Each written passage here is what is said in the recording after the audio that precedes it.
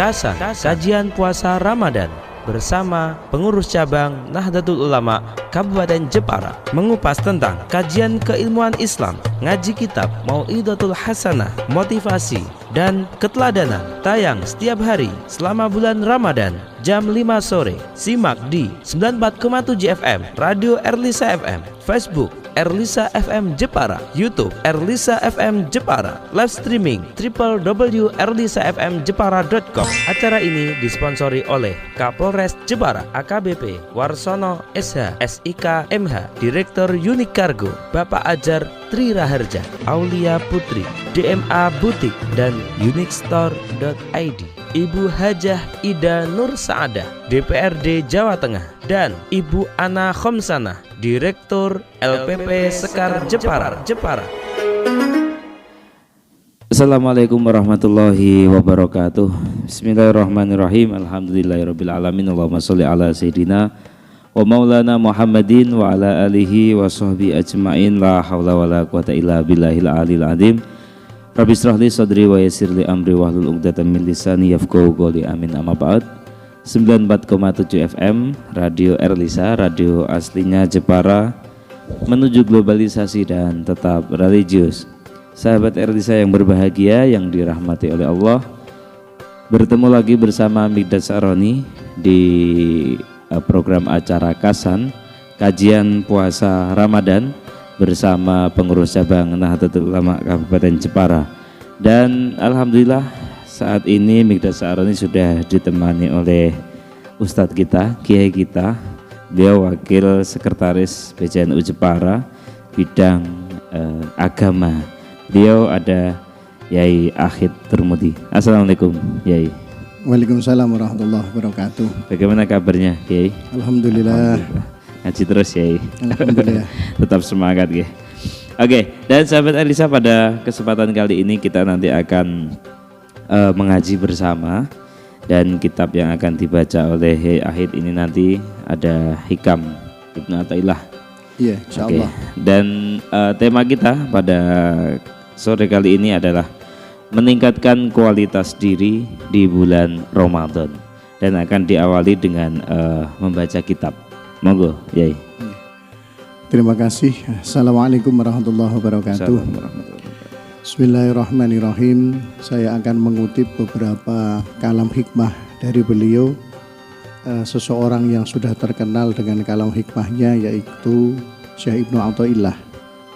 Insyaallah saya akan mengutip 3 hikmah dari beliau untuk disampaikan pada kali ini. Yang pertama, kalau kita bicara tentang puasa, itu berarti bicara tentang tirakatnya atau riyanto, atau meninggalkan sesuatu perkara yang biasanya diperbolehkan karena ingin meningkatkan kualitas diri menuju la'allakum tattaqun.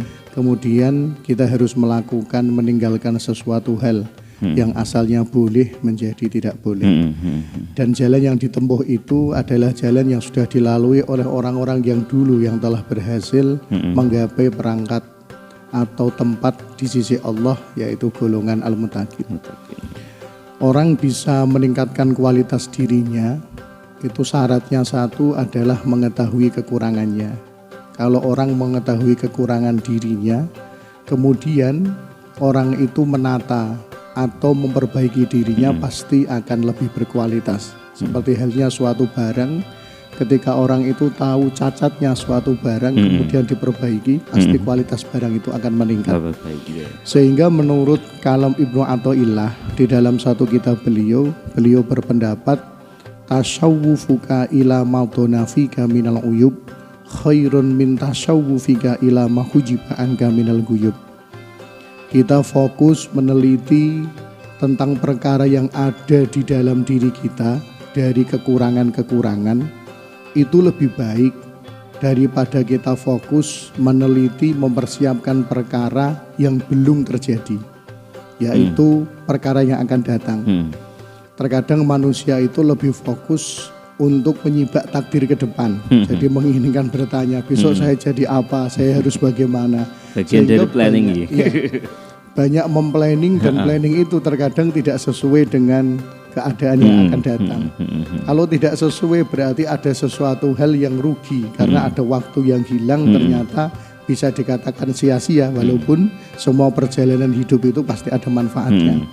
Makanya Syekh Ibnu Athaillah memberikan tawaran kepada kita, bagaimana kalau konsep hidup kita itu sedikit ada yang dirubah, bahwa memikirkan masa depan itu baik, tetapi ada langkah yang lebih baik, khairun, berupa tasawwufuka ila madhonafika minal uyub, yaitu kita lebih fokus, lebih meneliti untuk memperbaiki diri kita sendiri dari kekurangan-kekurangan yang sudah ada di diri kita. Contoh, ketika seseorang itu menginginkan mempunyai harapan di masa yang akan datang dia mendapatkan sesuatu hal yang besar, maka dari sekarang kita harus menata diri. Kita mempunyai sifat jujur, kita selalu profesional, kita fokus pada pekerjaan, menjalankan sesuatu sesuai SOP dan yang lain-lain. Itu adalah kita memperbaiki dari diri. Maknanya kita bukan fokus mencari fasilitas untuk memenuhi kebutuhan ke depan, tapi kita lebih fokus untuk memperbaiki diri, biar apabila dikasih kelebihan di waktu yang akan datang, kita sudah pantas dan siap. Itu kira-kira tawaran yang diberikan oleh Syekh Ibnu Athaillah. Jadi intinya untuk lebih baik kita memperbaiki diri, meneliti untuk memperbaiki diri daripada tadi ke depan sia-sia tadi ya. Oke. Iya. Jadi ulama menawarkan itu. Nah, terus bagaimana kita bisa mengetahui kekurangan kita? Menurut ulama, kita bisa melihat kekurangan kita itu bisa melalui 4 jalan. 4 cara. Yang pertama, mempunyai guru yang waskito, mursyid yang waskito. Mursyid ya, guru. Ya, seorang guru yang bisa meneliti kekurangan kita. Jadi kekurangan kita apa bisa diteliti. Mungkin terkadang orang itu kelihatan kaya raya, kemudian seling sodakoh, itu dianggap menjadi orang yang sudah tidak bakhil. Tapi kenyataan diteliti oleh seorang guru itu masih bakhil. Karena nyatanya apa? Kita memberikan sesuatu itu kepada orang yang memang baik terhadap kita. Ternyata bagi orang-orang yang tidak setuju dengan kita, kita tetap dianggap orang yang tidak dermawan untuk memberikan sesuatu. Itu kita butuh guru yang menjadi standar. Kalau kita sulit mencari seorang guru, ada jalan yang kedua. Karena kalau kita mencari orang yang sempurna untuk meneliti hari ini, kayaknya kok prosentasenya lebih kecil.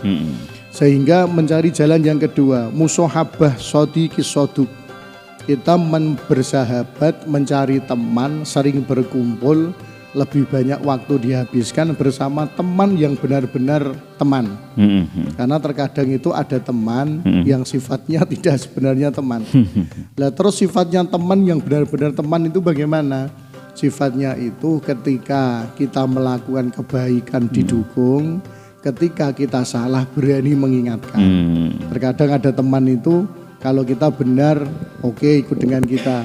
Tapi terkadang kalau dalam keadaan kita salah, mereka rikuh untuk mengingatkan kita. Itu belum sahabat itu namanya. Jadi kita harus kita mencari sahabat yang kira-kira mau memberikan nasihat kepada kita ketika kita salah. Dan kita harus menerima karena kita menginginkan mencari kekurangan kita untuk diperbaiki. Itu yang kedua. Kalau kita mencari teman yang seperti itu kok sulit, yang ketiga, ada jalur yang ketiga. Adalah kita belajar dari musuh kita. Belajar dari musuh. Dari musuh ya. Karena orang di dunia pasti ada yang tidak senang. Tidak mungkin senang semua, itu mustahil. Pasti ada yang tidak senang.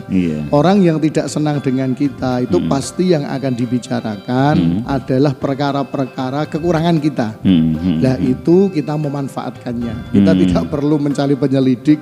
Kita tidak perlu mencari orang-orang, tapi dengan memanfaatkan orang yang tidak suka dengan kita sebagai fasilitas Allah untuk memperbaiki diri, maka kita akan tahu, oh ini berarti kekurangan saya sesuai dengan komentar orang tersebut.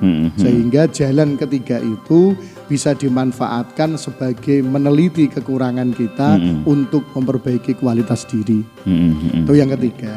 Yang keempat, belajar dari orang yang tidak suka, dianggap musuh lah. Yang keempat, yaitu belajar kita harus berhubungan dengan banyak orang, melihat kehidupan orang lain, mempelajari kehidupan orang lain untuk sebagai kaca benggala memperbaiki diri kita, bukan untuk mencemooh orang, tapi kita belajar dari kehidupan orang. Orang itu kok bisa mendapat pangkat dekat di Allah seperti apa. Jadi kalau kita melihat seorang yang hebat-hebat di sisi Allah, contoh wali, itu kita tidak boleh bicara tentang keramatnya, kita harus bicara tentang torekohnya. Bagaimana seorang ulama itu bisa mendapatkan derajat yang seperti itu di sisi Allah. Itu caranya. Kemudian membandingkan ke diri kita, kenapa kita belum bisa, apa kekurangan kita, torekoh yang dilakukan, jalan untuk mendekatkan Allah bagi beliau-beliau seperti apa. Nah, dengan 4 hal itu bisa dipilih salah satu atau digabungkan keempatnya. Itu bisa menjadikan kita mendeteksi detok atas kekurangan-kekurangan kita. Kira-kira itu Mas. Itu untuk memperbaiki diri memperbaiki diri, prosesnya pertama adalah mengetahui kekurangan diri kita. Kalau seandainya 4 ini ya, digabung, apakah tidak keberatan ini? Kira-kira kalau soal memperbaiki diri, soal dosis itu kan tergantung penyakitnya. Ya. Dan soal orang mau berobat kemana, dengan cara apa, itu adalah selera orangnya yang sedang sakit. Yang penting yang sakit itu masih yakin bahwa dirinya masih sakit, butuh obat yang harus diperbaiki. Oke. Meningkatkan kualitas diri dengan cara tadi kita meneliti, memperbaiki diri. Sekarang lebih untuk meningkatkan kualitasnya. Tadi mungkin satu makalah ini ya, satu. Iya. Atau masih ada lagi? Masih ada. Masih ada ya? 2 lah. Oke, berarti oke, sudah menuju ke makalah yang kedua ya. Iya. Oke, monggo ya. Untuk makalah yang kedua, kalam hikmah yang ditawarkan oleh Ibnu Athaillah untuk kita semua adalah bahwa setiap awal dari kegagalan kita untuk menjalani kehidupan menjadi lalai dan kita tidak fokus untuk merubah diri adalah kita itu bangga dengan diri kita. Bangga dengan diri kita, merasa diri kita sudah puas, ini loh sudah yang terbaik, sehingga tidak mau melihat orang lain itu ada yang lebih baik, kita tidak mau melihat. Kalau bahasa beliau di kitab itu ridho ani nafsi. Beliau berpendapat di kalam hikmahnya, aslu kulli maksiatin wa ghuflah wa syahwah ar-ridho ani nafsi. Dari pokok awal menjadikan orang melakukan maksiat kepada Allah, lupa dengan Allah, dia itu selalu mengikuti syahwat keinginannya tanpa melihat siapa pemberinya, itu adalah ar-ridho ani nafsi. Jadi dia merasa bahwa dirinya itu sudah mendapat pangkat yang memuaskan, sehingga tidak mau meningkatkan kualitas diri. Itu awalnya. Kalau aslu tukulito ahwayagdoh wagi ifah, kalau awal dasarnya seseorang akan sering taat, sering merasa terbangun giat untuk menjalankan ibadah, bisa menjaga diri, adalah ada murido minka minha. Kita tidak pernah merasa membanggakan diri karena kita tahu bahwa semua diri ini adalah masih diberi Allah, dan kualitas itu ada tuntutan dari Allah untuk menjadi manusia terbaik sesuai dengan kekuatannya. Kira-kira itu. Oke. Jadi memang berawal dari kegagalan dan untuk membanggakan diri berarti tidak bagus ya. Bagus. Apakah ini bagian termasuk daripada sombong ya? Kira-kira bisa dikatakan sombong atau lebih ke arah, kalau sombong itu kan biasanya membanggakan kualitas. Kualitasnya kualitas, kemudian dia membanggakan kelebihan yang diberikan Allah. Sebenarnya bukan hak kita untuk memiliki, sok memiliki, sehingga lupa dengan siapa data yang asli yang memiliki. Kemudian kalau kita bicara tentang ridho an-nafsi, itu berarti kita merasa puas, bahwa kita dikasih puas, berbeda dengan qanaah ya.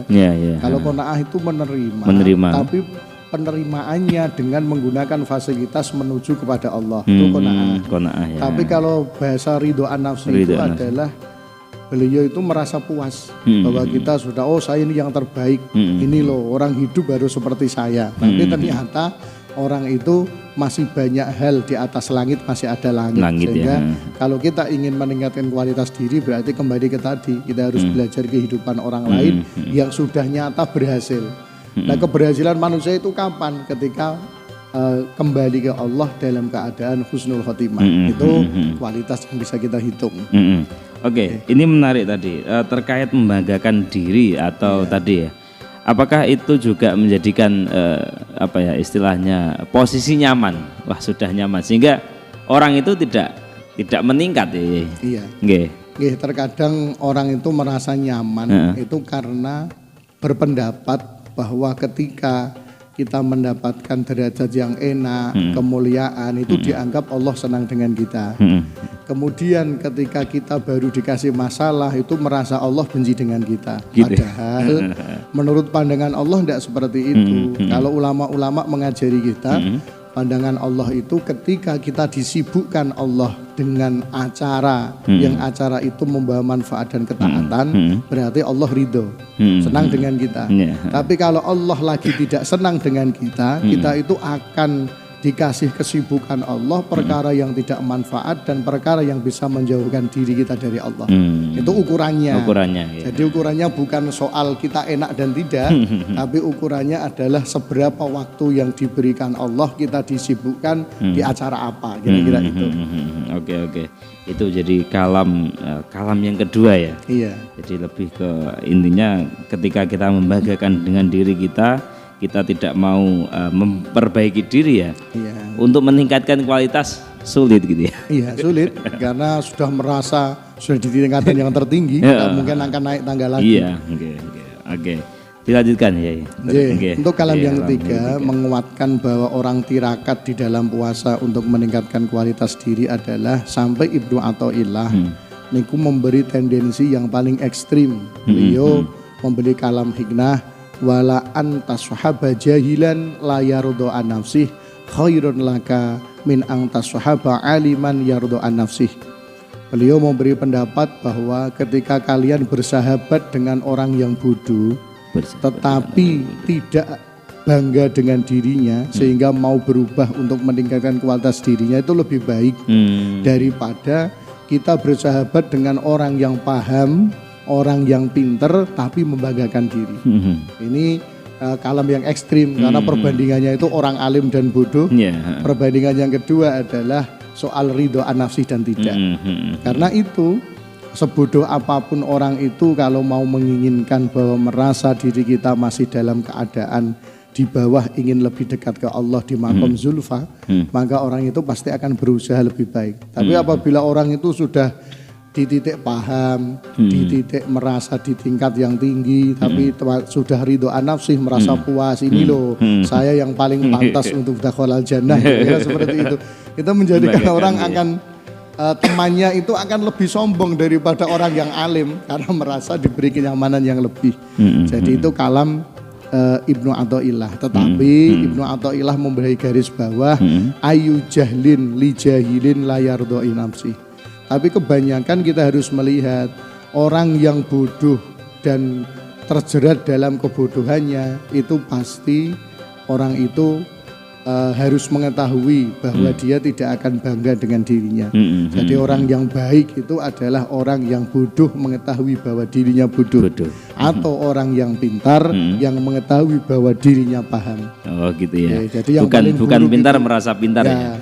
Jadi yang buruk itu ya yang bodoh tidak tahu kebodohannya, atau orang pintar juga tidak paham dia pintar, sehingga akan melakukan perbuatan yang tidak sesuai dengan dirinya. Ya, kira-kira itu. Ketika orang bodoh tapi dia paham akan kebodohannya, orang pinter tidak paham. Itu juga bermasalah. Iya. Oke. Meningkatkan kualitas diri di bulan Ramadan. Sekarang kita di bulan Ramadan ini, kita sudah beberapa di pertengahan, masih ada beberapa waktu di bulan Ramadan ini, beberapa hari lagi. Mungkin yang perlu ditingkatkan di bulan Ramadan ini untuk meningkatkan kualitas diri. Jadi kalau di Ramadan itu yang diajarkan oleh Nabi kita dan para ulama itu adalah di akhir-akhir Ramadan itu meningkatkan insentitas kita terhadap Allah itu lebih tinggi daripada hubungan terhadap manusia, salah satunya. Di dalam beberapa keterangan banyak Rasulullah itu banyak iktikaf di akhir 10 hari akhir Ramadan. Itu beliau di masjid iktikaf, kemudian mendekatkan diri kepada Allah, padahal beliau itu sudah dicap menjadi orang yang tidak dosa, tidak punya dosa, tapi tetap ingin menunjukkan kualitas diri bahwa kita harus bersyukur atas pemberian Allah. Dan di sana di 10 akhir itu harus kita memahami bersama. Terkadang kita itu menghitung 10 akhir itu ada kesalahan di dalam pemikiran. 10 akhir Ramadan itu bukan tanggal 21 sampai 30, tetapi dihitung dari belakang. Ini menjadi rahasia Allah. Jadi ketika Ramadan itu ternyata 30 hari, berarti malam 1 itu malam 21. Malam 1 ya. Malam 21. Tapi ketika Ramadan itu cuma 29 hari, berarti malam 1 adalah malam 20. Malam 20 ya. Jadi maknanya kita tidak tahu Allah nanti akan memberikan tempat Lailatul Qadar di kita itu beda. Walaupun di banyak hadis mengatakan bahwa itu diganjil, malam-malam ganjil, tetapi kita menentukan ganjil itu sulit karena kita tidak tahu di akhir Ramadan 29 atau 30. Iya. Maknanya di 10 hari terakhir itu tidak usah kita melihat yang ganjil atau tidak. Mulai malam 20 berarti kita harus mulai sudah cancut tali wonto. Bahasanya hadis itu syadda ma'dzarah. Jadi sarungnya dikencengi. Maknanya itu yang biasanya sarung kerap diudari ning poso itu kira-kira ya. Pada malam-malam itu istri ditinggalkan untuk melakukan ibadah. Jadi cara menghitungnya itu yang kadang banyak dilupakan. Bukan kok berhitung dari tanggal, tapi berhitung dari belakang. Sehingga tetap Lailatul Qadar itu menjadi rahasia Allah. Karena kita tidak tahu Ramadan ini 30 hari atau 29. Kira-kira itu. Oke. Tapi terkadang itu 10 hari terakhir itu intensitas ibadah itu justru malah tidak semakin kuat ya. Mungkin kalau kita lihat di masjid, di musola ini mengalami kemajuan yang luar biasa. Kemajuan softnya gitu. Ini menjadi apa ya? Salah satu keterbalikan dengan ini yang disampaikan harus intensitas tinggi, tapi justru realitanya itu tidak seperti itu. Apakah ini menjadi apa ya? Memang untuk menjadi diri yang kualitas ini hanya beberapa orang saja atau seperti apa ya? Bisa seperti itu, bisa juga kita melihat dari sisi yang lain. Kemungkinan seseorang itu sudah mempersiapkan hal yang lain, fokus terhadap hal yang jauh, sehingga melupakan hal yang dekat. Itu sebenarnya adalah cacat gaya berpikir. Jadi orang itu terkadang lebih fokus kepada hal yang jauh, dianggap lebih pasti daripada hal yang dekat. Nah, orang itu sudah banyak mempersiapkan setelah Ramadannya, yaitu Idul Fitri, sehingga dia mengejar untuk hal itu. Nah, bagi orang-orang yang ingin meningkatkan kualitas, memang kita harus berpikir beda. Namanya tirakat itu ya harus ada jalan yang sedikit berbeda dari orang biasanya. Nah, terus bagaimana caranya? Ya di akhir-akhir Ramadan itu kita tetap intensitas kita kepada Allah ditingkatkan. Kalau menurut ulama tidak sampai ekstrim harus semalaman suntuk tidak. Bagi ulama yang paling mudah bisa dikatakan qiyamul lail itu cuma sholat isya berjamaah, kemudian sholat witir, dan nanti menginginkan sholat subuh berjamaah. Menginginkan sholat subuh berjamaah. Karena kita tidak tahu nanti subuh masih ada atau tidak. Itu bagi ulama. Kalau lebih baik memang intinya sholat isya berjamaah dan sholat subuh berjamaah. Karena seperti itu, karena ada hadis orang yang berjamaah di sholat isya itu seperti menghidupkan separuh malam. Orang yang melakukan jamaah di subuh seperti menghidupkan separuh malam. Separuh dengan separuh menjadi satu. Itu pandangan ulama. Sehingga kalau orang itu menganggap kita berat di akhir Ramadan harus seperti ini, ya kira-kira tinggal aktivitas kita itu harus niatnya dirubah untuk Allah. Contoh, ketika seseorang itu mendekati Ramadan sudah mulai mempersiapkan suguhan untuk tamu diniati. Ini adalah suguhan yang saya persiapkan untuk tamu-tamu yang akan datang ke rumah, sehingga bentuk itu menjadi ibadah. Jadi setelah sholat isya ditambah tarawih mungkin, terus ditambah malamnya itu bisa melakukan kegiatan yang ghairu mahdhah, tetapi hal itu tetap menjadi meningkatkan kualitas seseorang, kira-kira itu. Oke. Karena memang kita terbatas oleh waktu ya.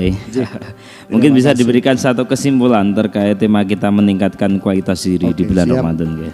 Mungkin kesimpulannya yang pertama bahwa tirakat itu yang dihitung bukan soal hebatnya pekerjaan, tetapi soal kuat dan istiqomahnya pelaksanaan. Jadi seperti orang anak-anak muda itu. Jadi kalau membuat kuat itu kira-kira bukan yang mencintai, tapi yang selalu ada yang akan menang kira-kira. Jadi kita harus yang selalu ada. Kan selalu ada. Yang selalu ada. Yang kedua, untuk meningkatkan kualitas diri adalah kita harus selalu menginginkan derajat tertinggi sisi Allah. Sehingga kita tidak merasa puas dengan yang diberikan Allah dengan kedekatan, tapi kita harus menjaga itu sampai di akhir hayat. Jadi kita hidup di dunia ini cuma seperti orang tirakat. Kalau tirakatnya hewan itu kesimpulannya dua, satu ada ular, dua ada ulat. Kalau ular itu tirakatnya setelah tirakat itu tetap nanti kulitnya kembali, ngelotok-tok terus kembali lagi. Itu tirakat yang ternyata sia-sia. Tapi ada yang kualitas ulat. Ular itu kalau tirakat setelah itu jadi kupu. Nah, kita berharap dengan meningkatkan kualitas diri kita bisa tirakat seperti ular. Yang dulu orang itu banyak yang tidak senang, tapi ketika kita sudah berubah atas fadl Allah menjadi orang menjadi senang terhadap kita. Kira-kira itu yang bisa diambil di dalam perjalanan Ramadan ini. Oke. Karena memang kita terbatas oleh waktu dan di program kajian puasa Ramadan bersama PCNU ini setiap sore kita belajar, kita ngaji, kita juga mengkaji. Semoga memberikan keberkahan, kemanfaatan untuk kita. Amin Allahumma amin. Sekali lagi terima kasih ya Ahid sudah memberikan pencerahan kepada kita.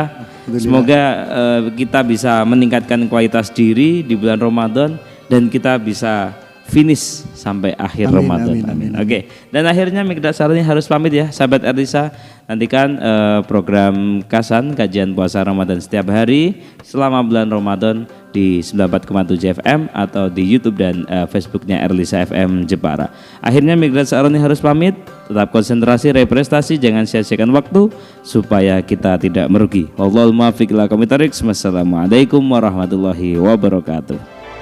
Kasan, kajian puasa Ramadan bersama pengurus cabang Nahdlatul Ulama Kabupaten Jepara mengupas tentang kajian keilmuan Islam, ngaji kitab, mau'idatul hasanah, motivasi dan keteladanan. Tayang setiap hari selama bulan Ramadan jam 5 sore. Simak di 94,7 FM Radio Erlisa FM, Facebook Erlisa FM Jepara, YouTube Erlisa FM Jepara, live streaming www.erlisafmjepara.com. Acara ini disponsori oleh Kapolres Jepara AKBP Warsono SH SIK MH, Direktur Unik Cargo Bapak Ajar Tri Raharja, Aulia Putri, DMA Butik dan uniquestore.id, Ibu Hajah Ida Nur Saadah, DPRD Jawa Tengah, dan Ibu Ana Khomsanah, Direktur LPP Sekar Jepara.